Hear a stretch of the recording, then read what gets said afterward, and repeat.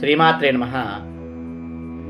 మనం కొన్ని సమయాల్లో ఒక పని మీద బయటికి వెళ్ళినప్పుడు అక్కడ పని కాకపోయినా లేదా వెళ్ళే దారిలో ఏదన్నా మనకి కీడు జరిగినా కూడా అరే పొద్దున్నే లేచి ఎవరి మొహం చూసాము ఇలా అయింది అని అనుకుంటూ ఉంటాం కదా. మనకి అటువంటివేమీ జరగకుండా పొద్దున్నే లేవగానే ఎవరి మొహం చూడకుండా మనం మన అరచేతులను చూసుకుంటూ ఒక శ్లోకాన్ని పఠిస్తే ఆ రోజు అంతా శుభమే జరుగుతుంది.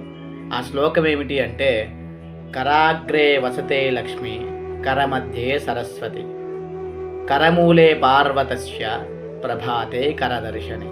ఇదొక శ్లోకం ఉంది. అలాగే కరాగ్రే వసతే లక్ష్మి కరమధ్యే సరస్వతి కరమూలే గోవింద ప్రభాతే కరదర్శని. ఇలా ఈ 2 శ్లోకాలు పఠించడం ద్వారా ఆ రోజంతా కూడా మంచి జరుగుతుంది.